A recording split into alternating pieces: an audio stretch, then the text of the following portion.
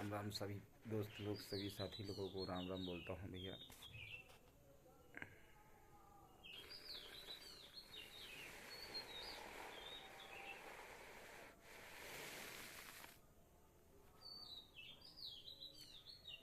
सुबह सुबह राम राम बोलता हूँ भैया।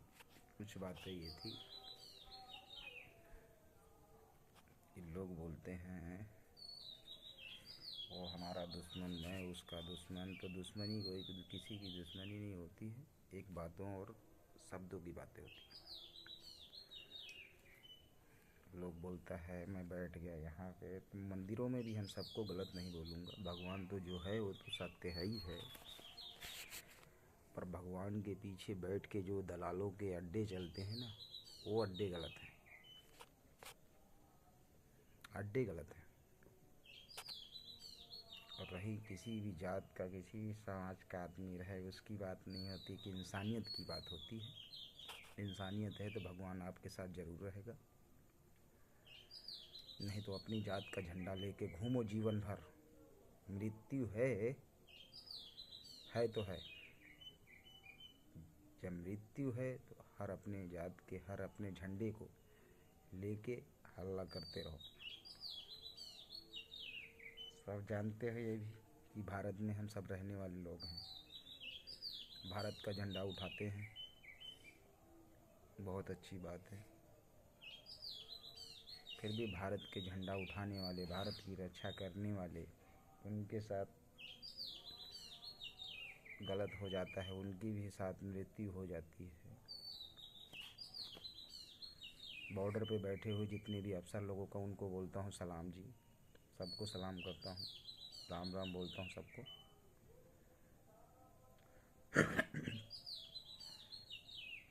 उसमें भी कुछ अफसर हमको सही मिल जाते, कुछ अफसर जो डरपोक रहते हैं तो वो एक दूसरे से पार्टी चेंज करते रहते हैं। उसमें धोखा होता है, अपने बॉर्डर के लिए, अपने देश के लिए होता है गलत काम।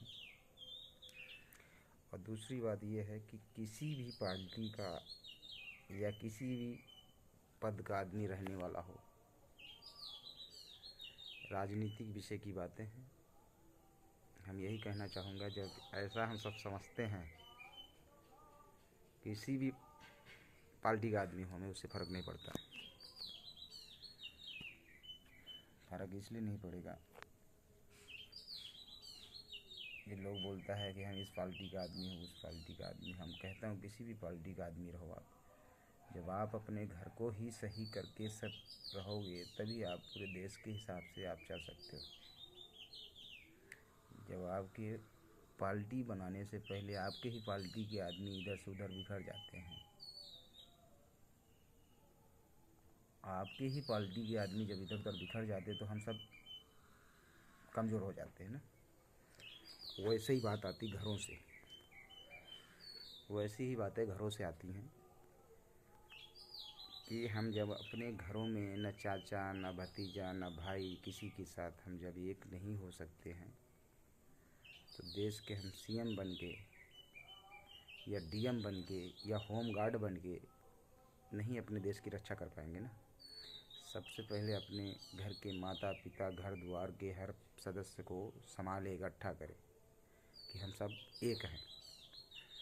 वैसे ही अपना घर छोड़ के 1 मिनट के लिए बाहर आते हैं प्रदेश के अंदर, तो वैसे ही परिवार के जैसा आपका प्रदेश भी है, परिवार के जैसा आपका प्रदेश है। प्रदेश को भी आप कैसा छल कपट करके भैया दादा हाथ जोड़ के बोलते वोट दे दो हमारे को, इलेक्शन में आगे आपको ये कर दूंगा, वो कर दूंगा।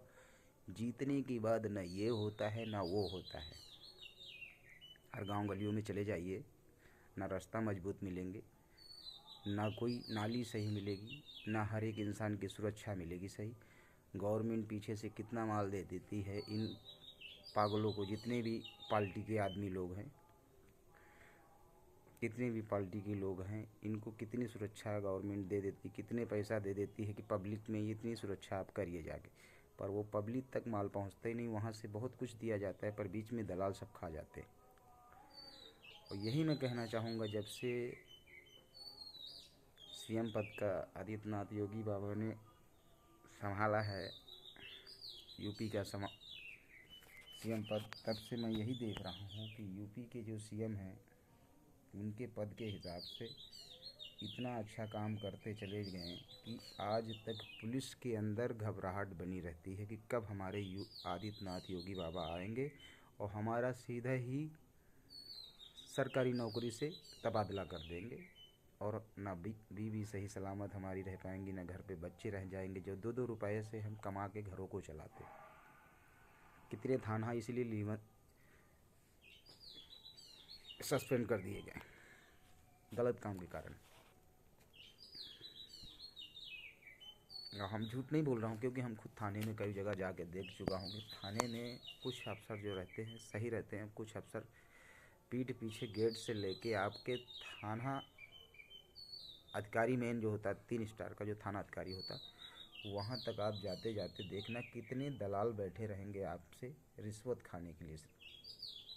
आपका काम बाद में होगा, पहले उनको जेब भरिए साइड में जाके उनकी जेब भरिए। काम करोगे तो ठीक है, नहीं करोगे, नहीं जानकारी आपको नियम कानून गवर्नमेंट का, तो ये लोग सिर्फ आपको लूटने का काम करेंगे, आपकी सुरक्षा की बातें नहीं करेंगे।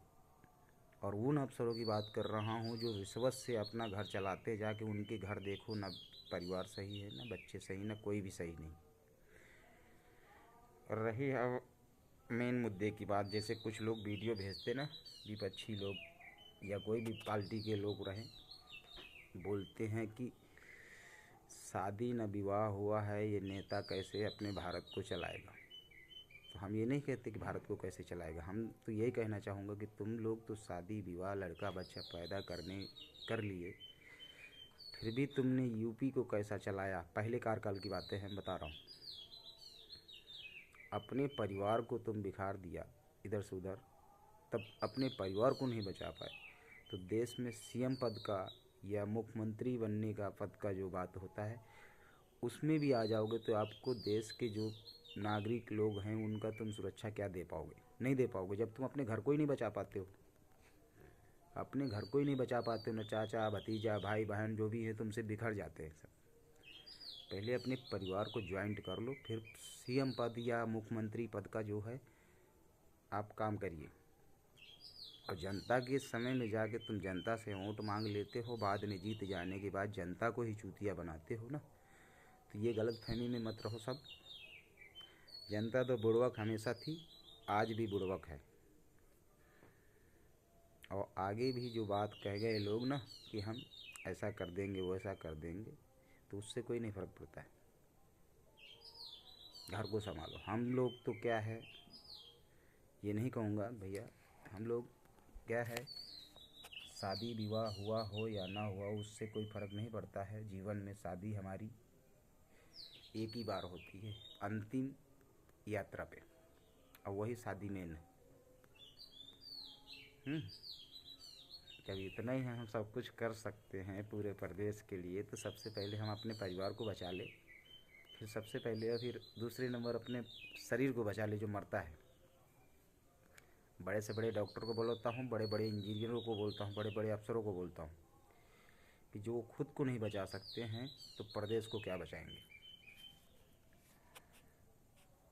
और रही बात हम लोगों का शादी विवाह हो या ना हो, हमारे लोगों को क्या है, भगवान ही हमारे सब कुछ हैं। प्रभु जी हमारी रक्षा करें, या दुख में रखें या सुख में रखें, प्रभु जी ही हमारे सबके मालिक हैं। अब आते हैं मुद्दे पे, जो बताते हैं ना कि हम शादी विवाह नहीं किए हैं तो देश प्रदेश कैसे चलाएंगे, मुख्यमंत्री ऐसे लोग नहीं बन पाएंगे, ना आगे कुछ सिस्टम सही कर पाएंगे। तो हम कहते हैं जब हम लोग मंदिरों की सेवा कर सकते हैं, मंदिरों में जाके अपना घर द्वार छोड़ के बैठ सकते हैं, तो देश की सुरक्षा करना ही हमारा सबका कर्तव्य बनता है। फिर भी अपने लालच के लिए, एक मिनट के लिए मरे जा रहे हैं और आगे भी चल के मरेंगे। और ये मत बताओ हमारे आगे नाथ ना पीछे पगहा, क्या फ़र्क पड़ता है?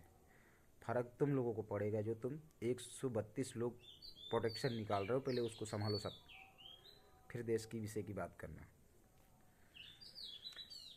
और मैं यही कहना चाहता हूँ, मेरे गांव गली नेवाजीपुर से जो भी आते हैं अगल पागल लोग, इनको हम यही कहना चाहता हूँ जो दोस्त सही हैं उनको नहीं बोल रहा हूँ, जी विपक्ष पार्टी हमसे नफरत बनाए हुए बैठे हैं ना, तो बना के बैठे रहें।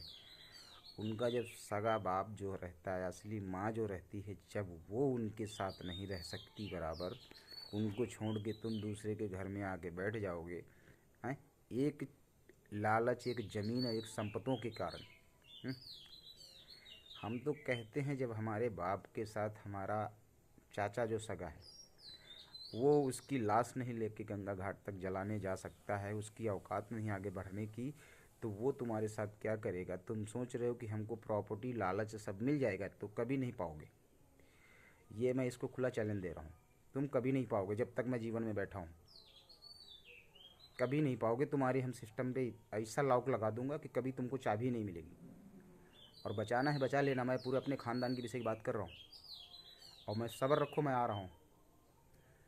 जिस दिन पंगा लोगे उस दिन तुम्हें हम ऐसा मारूंगा कि मिट्टी भी तुम्हें नसीब नहीं होगी। जय सिया राम। आदित्यनाथ योगी बाबा देख लेना, आपके मैं सीएम पद की बात किया, सीएम पद आपका जो भी था अच्छा था, और आगे भी कार्यकाल में आप अच्छे रहना, जनता खुश रहे। और जो पुलिस वाले हैं, कुछ हमारे जो अफसर लोग हैं, कुछ सही हैं, कुछ आप थानों में इंक्वायरी करवा लीजिए, तो थाने में कितने रिश्वत लेते हुए, कितने भ्रष्टाचारी करते हुए आपको मिलेंगे। क्योंकि आपका जब नाम लिया जाता है तो इनके अंदर डर तो बना हुआ है, पर आपके पीठ पीछे कितने लोग गद्दारी कर रहे हैं। क्योंकि मेरे साथ भी गुरबख्शगंज थाने में लोग गलत काम करवा चुके, फिर भी हम आगे आप तक नहीं पहुँचे हैं। पर ज़रूरत पड़ी तो आपके हम लखनऊ आने की कोशिश करूँगा, अब आऊँगा ज़रूर। जय सिया राम जी।